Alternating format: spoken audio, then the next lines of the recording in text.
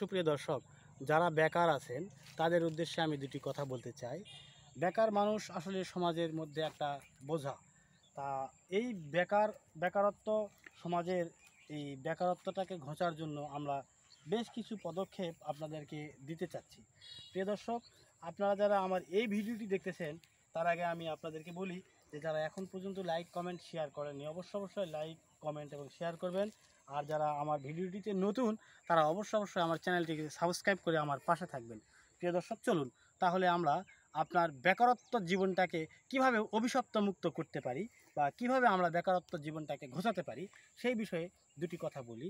আমি চলে আসছি একটা মাঠের মধ্যে এবং আমি আপনাদেরকে দেখাতে যাচ্ছি যে বেশ কিছু ঘাস আমি লাগাইছি এবং আমি কিন্তু আসলে চাকরি বাকরি এখন পর্যন্ত করি না। প্রিয় দর্শক, যারা এই সমস্ত ঘাসগুলো লাগাতে চান বা এই সমস্ত ঘাস লাগাবো কেন বা কিসের জন্য বা আমার বেকারত্বটা ঘুচবে কিভাবে সেই পরামর্শ যদি দিতে চাই, তাহলে তার আগে অবশ্যই আপনাকে আমার থিওরি অনুযায়ী এরকম সুন্দর একটা ঘাসের জমি নির্বাচন করতে হবে এবং এই জায়গাতে আপনাদের এই রকম সুন্দর ঘাস তৈরি করতে হবে। আর ঘাস তৈরি করার পাশাপাশি অবশ্যই আপনি যে বিজনেসটা নিয়ে এগিয়ে যাবেন সেই বিজনেসটাকে আপনাকে ফলো করতে হবে। আমার থিওরি, আমার চিন্তা চেতনা যেটা আছে সেটা হলো যে যখন একটা বেকার সমাজের মধ্যে একটা চরমভাবে হতাশাগ্রস্ত হয়ে থাকে, সেই হতাশাগ্রস্ত জীবনটাকে কাটিয়ে তোলার জন্য অবশ্যই তাকে একটা উদ্যোক্তা হতে হবে। আর এই উদ্যোক্তার পাশাপাশি তাকে এই বেকারত্ব জীবনটাকে কাটিয়ে তুলতে হবে। যেমন প্রিয় দর্শক, যারা এখনও বেকার আছেন তারা আমার পরামর্শ অনুযায়ী, আপনি সাপোজ মনে করেন যে আপনার টাকা নাই, কি দিয়ে বিজনেস স্টার্ট করব। আসলে টাকার জন্য বিজনেস স্টার্ট এটা বড় ফ্যাক্ট না। আপনার টাকা অবশ্যই জুটে আসবে, কারণ আপনি এই বর্তমান সমাজে যে সমস্ত জায়গা থেকে টাকাগুলো পাওয়া যায় আপনি সেই জায়গা থেকে কিছু টাকা সংগ্রহ করবেন। আপনি যদি উদ্যোগী হন, তাহলে আপনার স্থানীয় চেয়ারম্যানের কাছে গিয়ে যদি আপনি বলেন যে আমার এই পরিস্থিতি, আমি এই উদ্যোক্তা হতে চাই, আমার এই জমি আছে বা আমার দুটি গরু পালার জায়গা আছে, তাহলে সেই জায়গা থেকে আমাকে দুটা গরু ইনভেস্ট করে দেন। বা কোনো না কোনোভাবে আপনি কিন্তু সমাজসেবা অধিদপ্তরে গিয়েও কিন্তু দুটো গরু পালার মতো অ্যাবিলিটি সেখান থেকে আপনি অর্জন করতে পারেন বা নিতে পারেন।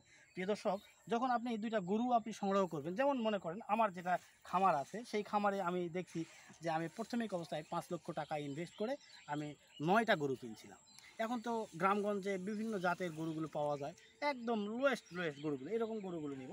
আমরা 10টা গরু যখন সংগ্রহ করেছি, 10টা গরু সংগ্রহ করার আগেই আমি ঘাস তৈরি করে রেখেছি। এরকম সুন্দর আমি এই ঘাসের জমি নির্বাচন করেছি এবং ঘাসগুলোকে সুন্দরভাবে তৈরি করে নিয়েছি।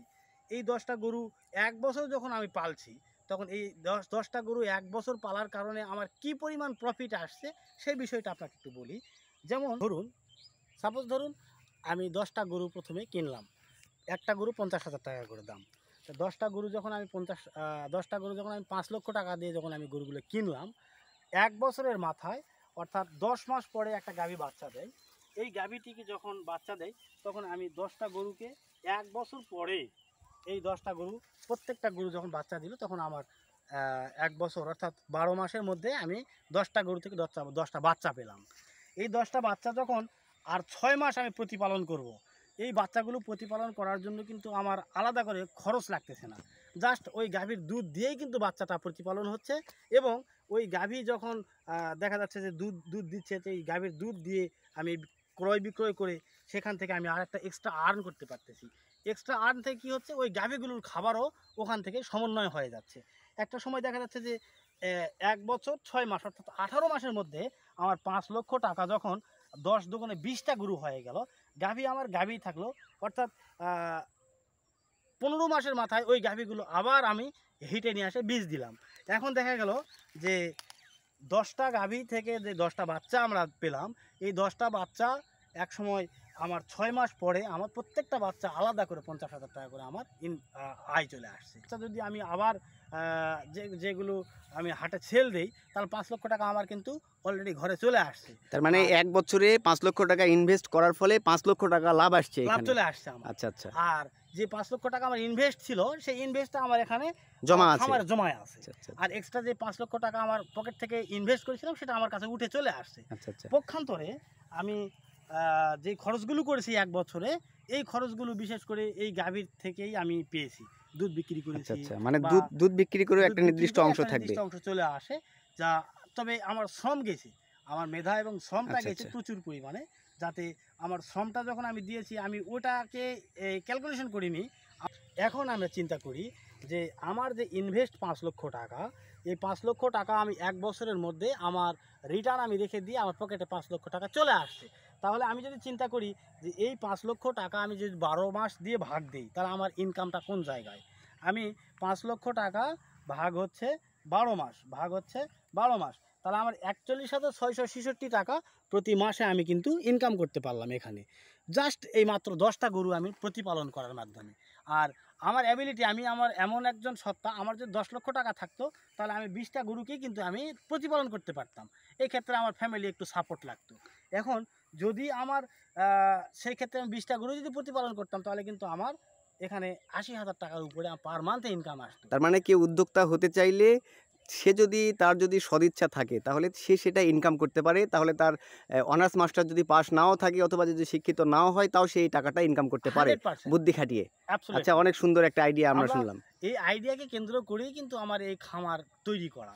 আচ্ছা, এগুলা ঘাস কি আপনার খামারে, এই ঘাসগুলাই কি গরু খায়? এখন এখানে একটা বিষয় হলো যে আমি এক্সট্রা আমার পকেট থেকে 1 লক্ষ টাকা দিয়ে এই জমিটা আমি নিয়েছিলাম ঘাস লাগার জন্যই, বিশেষ করে এই ঘাসগুলো লাগাইছি। একটা কাজ হয়েছে যে আমি একটা কৃষক এখানে খাটাই, এই প্রত্যেক দিন 200-300 টাকার ঘাস কিন্তু আমি এখান থেকে সেল করতে পারি গরু খাওয়ার পরেও।